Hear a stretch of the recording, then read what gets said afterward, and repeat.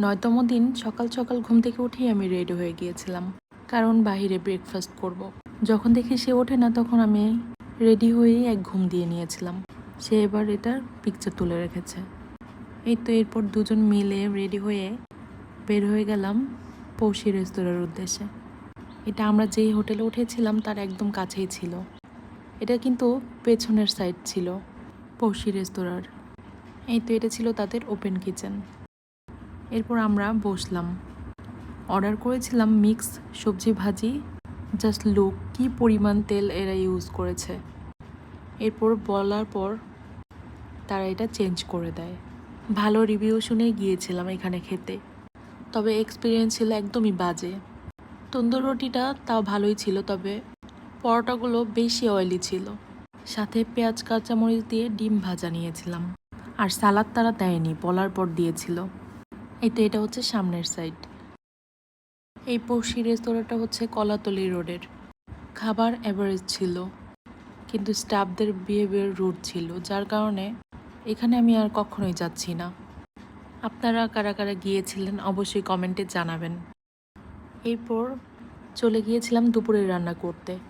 সেদিন আমি সব খাবার একটু সিম্পলই রেখেছিলাম। টমেটো দিয়ে চিংড়ি রান্না করেছিলাম। টমেটো দিয়ে চিংড়ির কম্বিনেশনটা কিন্তু ভালোই লাগে, আর চিংড়ি তো আমাদের এমনিতেই পছন্দের। যা দিয়ে রান্না করি না কেন খাওয়া হয়ে যাবে। এরপর ছুরি শুটকি ভর্তা বানিয়েছিলাম, বাগার দিয়েছিলাম চুলোতে, আর ঝালটা বাড়িয়ে দিয়েছিলাম যেন খেতে বেশি মজা লাগে। সব ধরনের খাবারই ঝাল আমার খুব ভালো লাগে।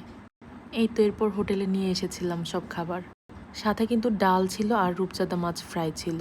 সেদিন বাহিরের প্রচণ্ড বৃষ্টি হচ্ছিল, তাই তাড়াহুড়ো করেই হোটেলে ব্যাক করেছিলাম। বৃষ্টির কারণে বিচে আর যাওয়া হয়নি। হোটেলে বসে টিভি দেখছিলাম আর ঝাল ঝাল মুড়ি মাখিয়ে নিয়েছিলাম। তবে পেঁয়াজ ও বেগুনি আলুর চপ ছাড়া কি মুড়ি মাখানো ভালো লাগে, তাই সেই বৃষ্টিতে বাহিরে গিয়ে এগুলো নিয়ে এসেছিল। আমাদের হোটেলের সামনেই ভাজা পোড়ার দোকান, সাথে চাও নিয়ে এসেছিল। আমি পুরি দিয়ে চা খাচ্ছিলাম, তবে চা দিয়ে আমার কেন জানি পুরির চেয়ে বিস্কিট বেশি ভালো লাগে।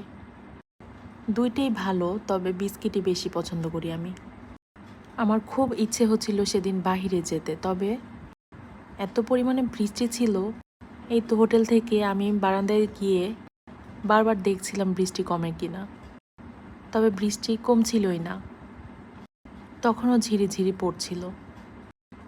তাই আর বাহিরেই যাইনি। আর হাজব্যান্ড আমার মন ভালো করার জন্য একটু পরপর বাহিরে যাচ্ছিল, আর আমার জন্য এটা সেটা নিয়ে এসেছিল।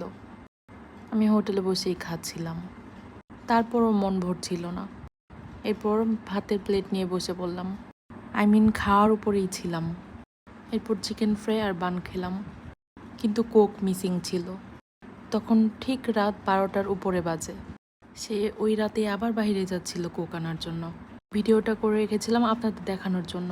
সে এসব দিক দিয়ে খুবই কেয়ারিং।